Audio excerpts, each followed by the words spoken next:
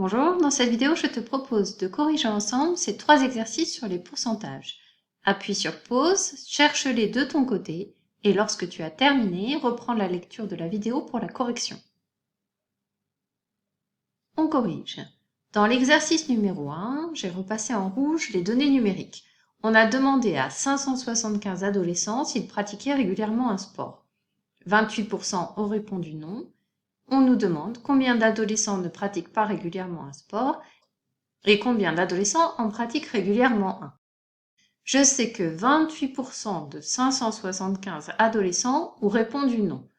Pour calculer le nombre d'adolescents qui correspond à 28% de 575, je multiplie 575 par la fraction 28 centièmes. 28 centièmes en écriture décimale, c'est 0,28. Je peux prendre ma calculatrice et effectuer le calcul, ou bien poser l'opération. J'obtiens 161. Donc, sur les 575 adolescents interrogés, 161 ne pratiquent régulièrement aucun sport. Pour savoir maintenant combien d'adolescents pratiquent régulièrement un sport, il suffit de calculer la différence entre 575 et 161, ce qui donne 414. Donc 414 des adolescents interrogés pratiquent régulièrement un sport. Passons à l'exercice numéro 2. Sur une tablette de chocolat, on peut lire 60% de cacao. Quelle est la masse de cacao dans une tablette de 250 grammes? 60%, ça correspond à la fraction 60 centièmes. S'il y a 60% de cacao, ça veut dire que sur 100 grammes de chocolat, il y a 60 grammes de cacao. Donc sur 250 grammes, je vais prendre 60 centièmes de 250 grammes, je multiplie 250 par 60 centièmes. 60 centièmes, en écriture décimale, c'est 0,6. 250 multiplié par 0,6, ça donne 150. Donc sur 250 grammes de chocolat, il y a 150 grammes de cacao.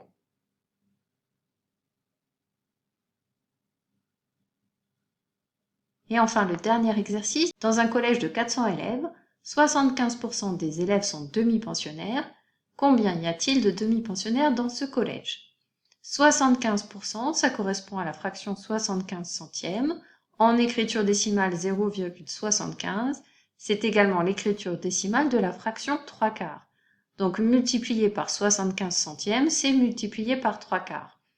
Et multiplié par 3 quarts, c'est multiplié par 3 et divisé par 4, ou bien divisé par 4, puis multiplié par 3.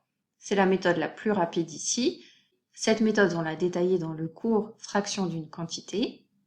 400 divisé par 4, ça donne 100, et 100 multiplié par 3, 300. Donc, dans ce collège, il y a 300 élèves demi-pensionnaires.